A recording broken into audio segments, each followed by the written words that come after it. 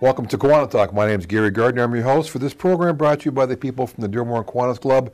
This is the longest running cable access program in the entire world. We're happy to be here filming a remote location today from actually my office here in Dearborn. We are going to talk about a topic that's in the news. Tragically, incidents involving firearms happened in the Rust set out the west. More tragically and much closer to home, the Oxford school shooting. And to talk about that and gun safety and carrying concealed weapon permits, we have with us a gentleman from Criminal Apprehension. His name is Bob Eskamlaji, Wayne County Sheriff's Reserve Deputy. Welcome to the program, Bob. Thank you for having me here, and I would like to thank everybody for giving me the opportunity to be with you on the show. Yeah.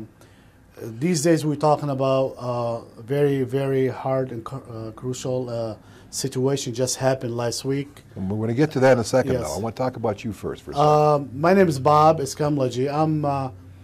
I started 2008 being a bounty hunter. I used to get these files from the court, people skip on bonds, and I used to go find them, and I performed a company called Criminal Apprehension. And then after a while, after doing it for a while, I moved from doing a bounty to investigation from 2013. I did a bounty from 2008 all the way to 2011. From 2011, I started on an investigation company, and still doing it till now. After I was done with the bounty, I became a corporal with the Wayne County Sheriff Department, Reserve Department, and I'm still with them.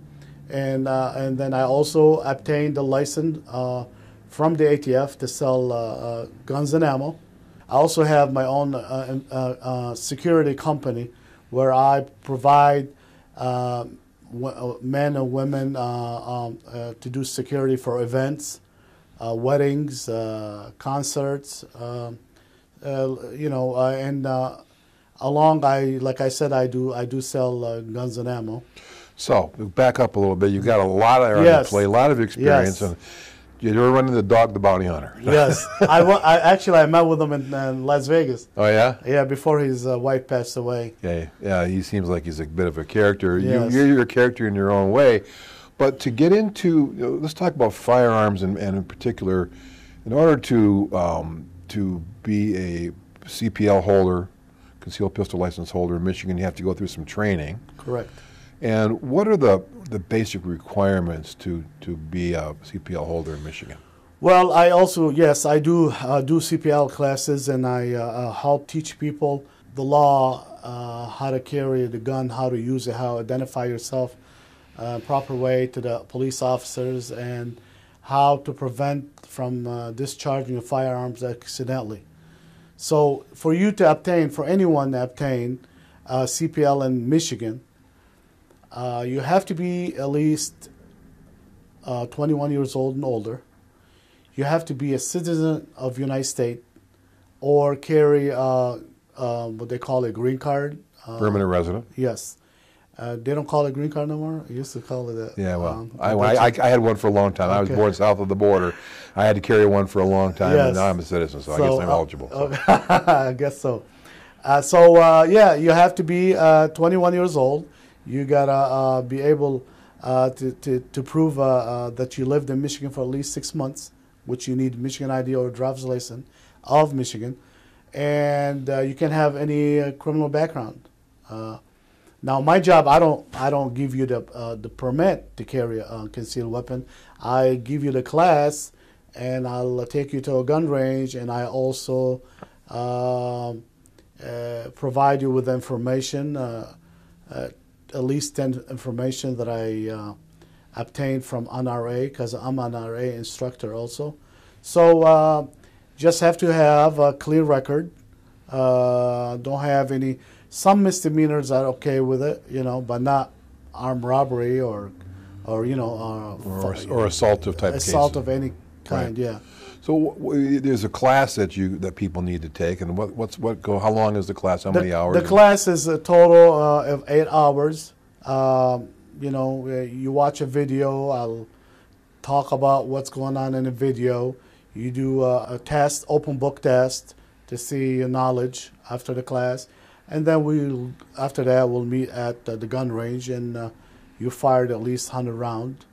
Make sure you know how to handle your gun the right way. And 100 rounds at a range, actually, it's a lot of impact, and it's a hard physical thing on your body with all that concussion. Yes, exactly. But first, let you handle the weapon, empty weapon, which what I got right now with me here, and make sure you know how to handle it, and make sure you know how to keep your finger off the trigger unless you're ready to shoot. There's rules. You know, to carry a concealed weapon is very responsive. It's a big responsibility. I know people have very little respect for a weapon unless they've actually fired one and seen it go off. When I was about 9 years old, we lived by the ocean, and my father, our neighbor, had a German Mauser, which is a long rifle, big, heavy caliber. Yeah. And he let me fire that into the ocean, and I pulled that thing up. I didn't have it up to my shoulder. It was loud. It hurt me. And ever since then, I've had a very, very, very healthy respect for weapons. Yes, it's not. That's one thing these days. People are treating guns and just like toys. They're not. When they play Call of Duty and you shoot someone, then they get up, or you get shot and you come back up. Yeah, that's not a game. That's not a game. No, that's not a game. You know, in real life, either you're hurting somebody or you're hurting yourself, or you go into jail for even brandishing a weapon. So it's not something you play with. No, it's not. So there's a couple of events that are in the news. There was the actor who on the set of The Rust, Alec Baldwin, who claims that the weapon he went off, now that went off by itself. But talk about how anyone should treat any weapon that they have. What do you consider it to be? Well, first of all, to use a weapon or to carry a weapon, when you are ready to put a round in the chamber, you have to keep the gun in safe mode. Keep your finger off the trigger. I don't care what you do. I don't care how you handle the gun. Do not put your finger in the trigger. If you want me to explain, I'll go ahead. We have actually. This is. Hold it steady so we can get a good shot of it. This is a 9mm gun that they use in the movie. It's not real, but it feels real. It's metal, and you can cock it the same way. But if you have, for example, if we have right now, first of all, before I start, never point a gun to anybody's face, even if you've shown them how to do it. You got to always make sure the gun is safe to operate. I myself checked it right now before the camera was on, a couple times in front of Gary, make sure there's no ammo inside. But anyway, for a reason that you had to put a round through the chamber, okay? If this is a real gun, I have a live ammo here. By me cocking it like that, it's already an ammo inside the chamber. Anyway, no matter what, I'm not gonna put my finger on the trigger. This is the trigger, unless I'm ready to shoot. Which is even in a bad situation when somebody pulled a knife on you, and you have a gun pointing to that guy because a knife considered a weapon. So I'm not gonna put my finger on the trigger unless I'm ready to shoot. I can point the gun in somebody's face if only they have a weapon pointing to me. Then I can point the gun to them and ask them to leave or to back off. Now, unless I'm ready to shoot, I'm not going to pull that trigger, and I'm not going to put my finger on the trigger. This is the way. What we learned actually in the police academy. You know, even the police officers, they never put the finger on the trigger unless they're ready to shoot. You know, they can just eliminate the threat. You know, pull the gun and say, "Drop your weapon." But once they make a decision, they just pull that trigger. So, to carry a gun, you have to make sure that the gun, you're holding the gun in the right way, and make sure you don't pull that trigger unless you decide you want to pull that trigger, and it has to be your last option.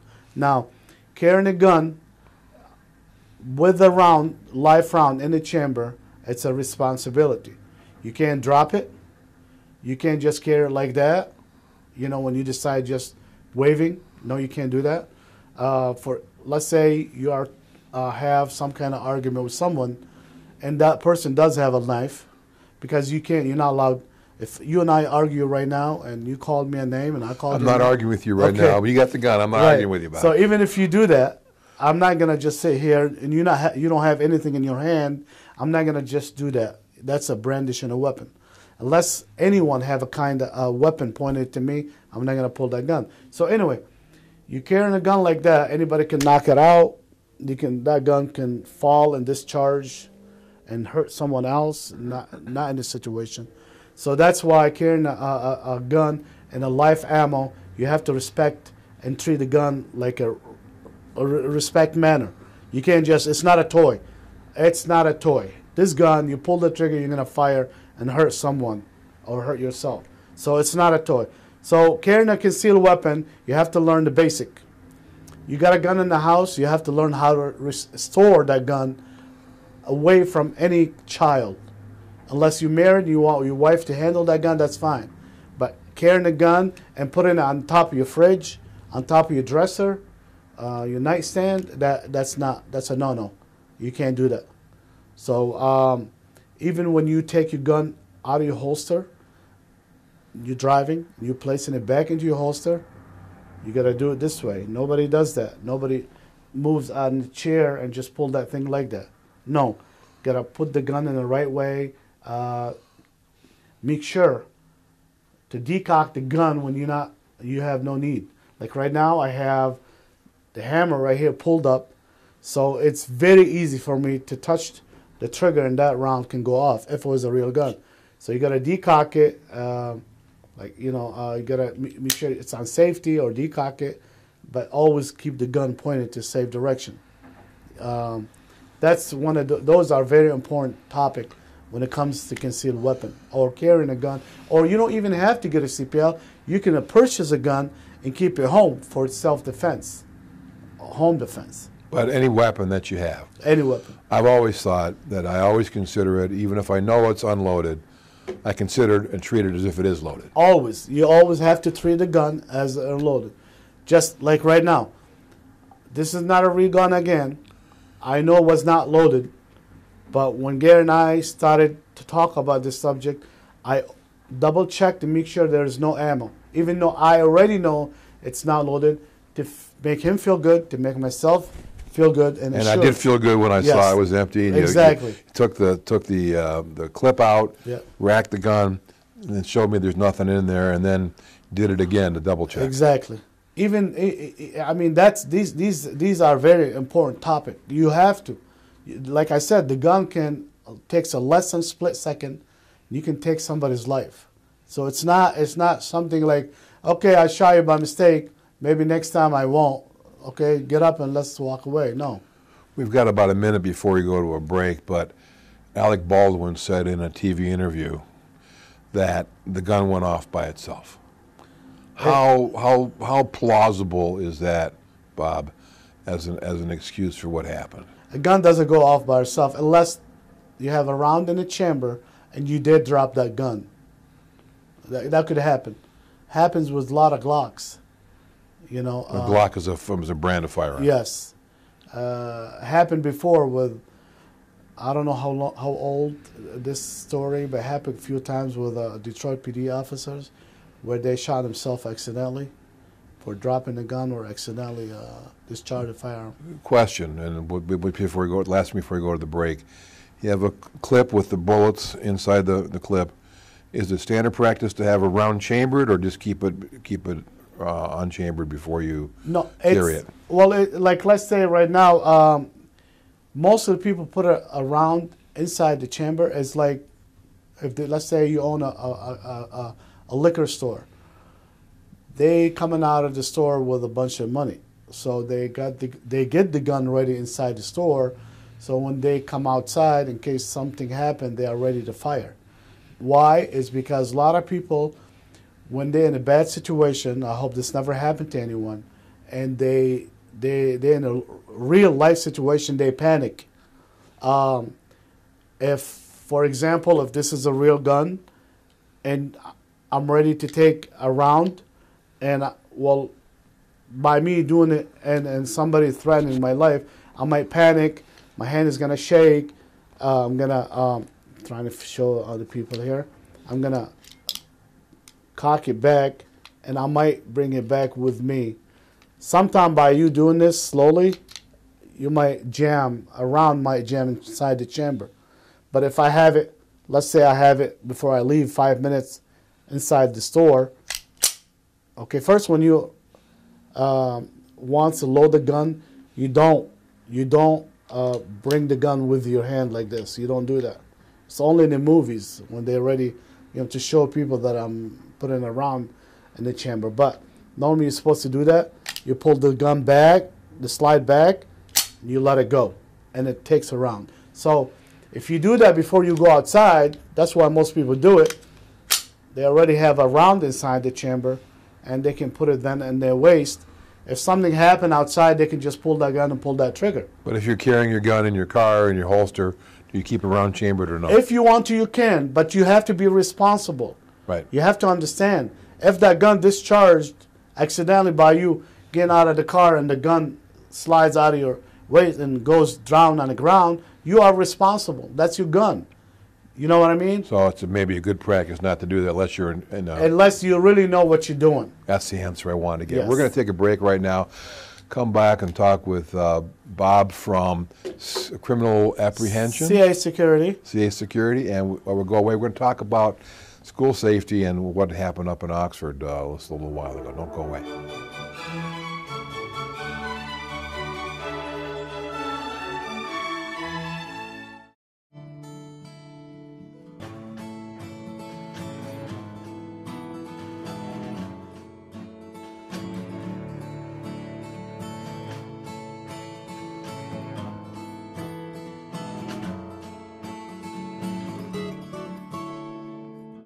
Welcome back to KiwaniTalk. I'm your host, Gary Gardner, on this episode talking about firearms, firearm safety, with Bob Eskamlaji, who is from Criminal Apprehension, CA Apprehension, and a certified NRA trainer, certified by the Bureau of Alcohol, Firearms, and Tobacco to be an instructor. Bob, if someone wanted to get a hold of you and get your CPL, how can they reach out to you? They can call me 313-240-1299, 313-240-1299. Okay. Back on the topic of firearm safety and the tragedy that happened in Oxford, Michigan. 15-year-old gets a gun. Parents say it was locked up. They bought it for him, and all these other things that we're going to come out, they're going to be finding out about. What should parents know about members of their family, or anybody know about their family members who are exhibiting strange behavior? Should there be guns around? If there are around, how should they be treated? And what's the idea behind all that? If you're a parent and you wanted to buy a gun, you can't just buy a gun for your son. You can't just go to a store and say, hey, I'm here to buy a gun for my kid. No. When you go buy a gun, it's a form. It looks like an application, It's called a Form 4473. That's the form called. And after you put your information as who you are, they ask you, the first question is, are you the actually buyer? Are you buying it for yourself? If you're not buying it for yourself, and you tell them, hey, I'm just buying it for my brother or my son, I'm not going to allow you to continue, because you have to answer these questions on your own. I'm buying a gun. I'm the actually buyer. I'm buying it for myself. So, and back in your mind, if you're buying it and you said on the application buying it for yourself, and actually you're buying it for your kid, somehow you lied, correct? So you can't just buy a gun for a minor and say, okay, I got you this on your birthday. You just turned 15 today, and I'll give it to you end of this month, or next week. You can't just do that. If you buy a gun, you're buying it for yourself. If you want to teach your kid how to shoot a gun, you can take them and get them a class with me or any other instructor. It's called safety class. Or you can take them to the gun range and teach them yourself. But once that child is done with the weapon, that gun need to go back to the house and lock it. Not inside the door and drawer, I'm sorry. Not on top of the fridge, not inside a bedroom where you just put that gun under a pillow and say, okay, click, click, I just locked the door. No, it doesn't work like that. So, but if a parent knows or a family member knows their other family member is having some aberrant behavior, they're acting strange, they're drawing pictures of things, what's the responsibility that those individuals have? It's a responsibility, you can tell. You don't need to see your kid drawing pictures. You can see the anger issue. If I'm asking my child, can you please go cut my grass? Can you run to a store and grab me some kind of soda? If that child comes back and says, leave me alone, I don't care, I don't want to do nothing, shuts the door, that's anger issues. That tells you something is bothering this kid. I am not going to give him a weapon. I'm not even going to take him to the gun range. He might go crazy one day and turn it on me. You see what I'm saying? So the parent need, mom or dad, it don't matter. They need to see the behavior of the child. When your child is not happy all the time and sitting in a room, dark room, and not talking to anybody, just comes out and eats his food and comes back inside his room, there's an issue. I'm not a psychologist. I don't know what's the issue. It could be in school, somebody bullying the kid. It could be some kind of issue, disorder, you know. So they need to pay attention to that, you know. And unfortunately, a parent, yes, they are liable, and they have to lock that gun inside a locker safe. You know, these days, a safe is not that expensive. There's a special safe for rifle, for handgun, that only works on code or a thumbprint. So just like an iPhone, I mean, you know, you got to be careful because people dying out there for no reason. Now, the school knew the kid was acting strange. Mm-hmm. The parents didn't tell the school that, hey, I just bought we just bought our son a gun. What kind of liability do you think the school would have? If the school knew there's an issue with a child, they need to notify the parent.